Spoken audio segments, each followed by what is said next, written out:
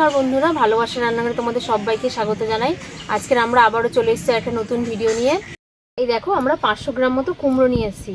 এই কুমড়োটা দিয়ে তোমাদের কাছে একটা ভর্তা বানিয়ে দেখাবো। কুমড়োর তো অনেক তরকারি ভাজা আমরা করে খাই, তো চলো আজকের একটু নিত্য নতুন রান্না করে তোমাদের দেখাবো। তো তোমরা পুরো ভিডিওটা দেখতে থাকো, আশা করি তোমাদের ভালো লাগবে। চলো কুমড়োটাকে এবার লম্বা লম্বা করে কেটে নিই।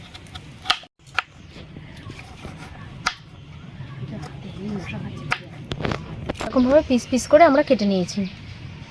কুমড়োটা কাটা হয়ে গেছে, এবারে ধুয়ে নেব।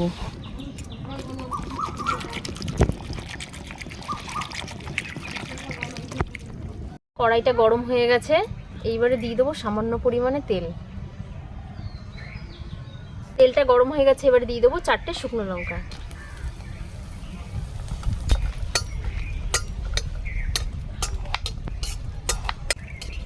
শুকনো লঙ্কাটা ভাজা হয়ে গেছে, এবার তুলে নেব।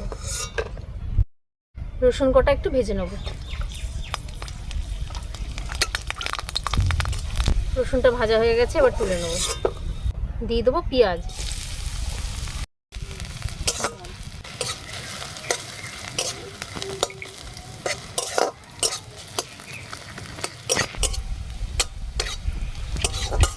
পেঁয়াজটা ভাজা হয়ে গেছে, এইবারে তুলে নেব।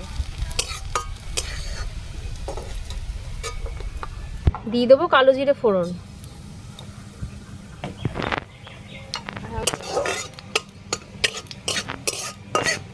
এবারে কুমড়োগুলো দিয়ে দেবো।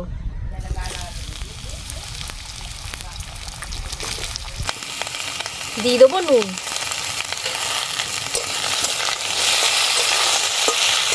এই ভর্তাটার জন্য কিন্তু কুমড়োটা কিন্তু হালকা করে ভাজতে হবে, কুমড়ো কিন্তু বেশি ভাজলে চলবে না।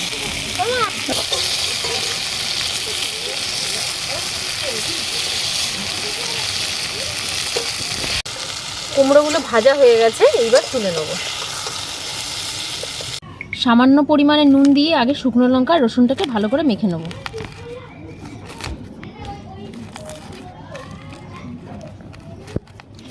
এবার দিয়ে দেবো ভেজে রাখা পেঁয়াজগুলো।